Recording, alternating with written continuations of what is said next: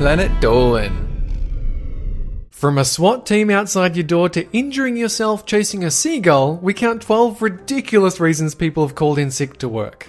Hey there guys, I'm Danger Dolans Mysterious brother. I'm here to blow your mind with academic research, insight, and other dark magic. Number 12. Don't you hate it when a SWAT team locks down your entire block and uses your car as makeshift cover? That's the excuse a worker gave when he called in to tell his manager he wouldn't be coming in today. The boss man was skeptical. After all, the excuse sounded suspiciously like horse shit, and the worker was kind of a serial liar. But the worker insisted it was true and even said there were TV cameras outside. And sure enough, when the manager put on the local news, he discovered his worker's claim was completely true. I guess excuses don't get much more valid than a shootout outside your front door. Number 11. Lots of people call in sick to spend the day at the beach, but something tells me that's the last thing this guy would want to do. You see, for him, the beach is full of painful memories. That's what he explained when he called work to inform them he'd injured himself while chasing a seagull. He still can't figure out why he's never been Employee of the Month. Number 10. A worker called in sick because he believed his wife was having an affair. He told his boss he was staying home so he could catch them out. Not sure how the boss felt about this overshare. Maybe he was impressed by the lengths the worker was willing to go to. Jerry, you're so proactive, we could really use some of that baseless paranoia at work.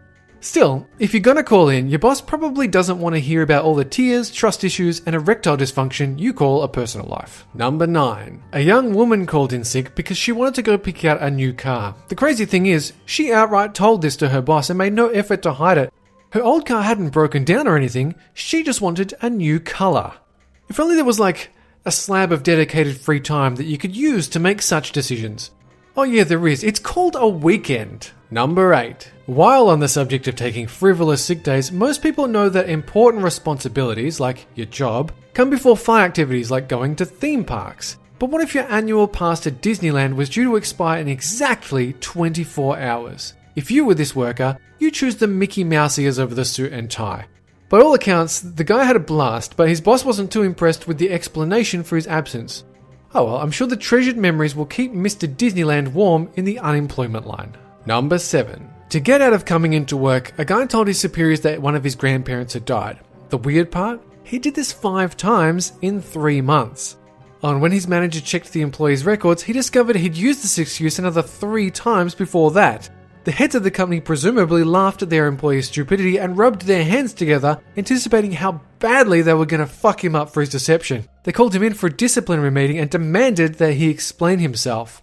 Well, turns out the guy's claims were completely true.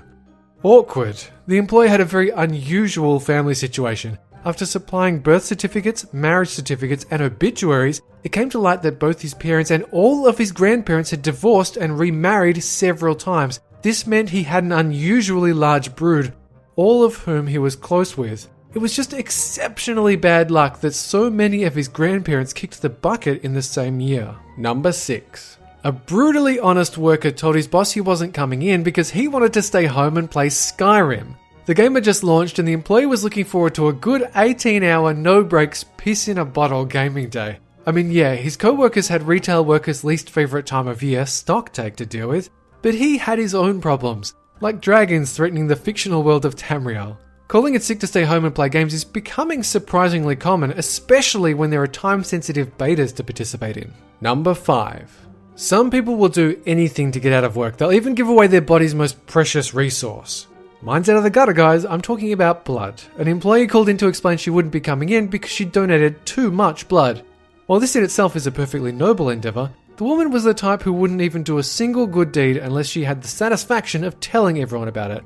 Her excuse basically translated to, I can't come in today because I'm too good of a person. Number 4. An overweight woman in an office called in sick to have a baby. Sounds pretty normal, right?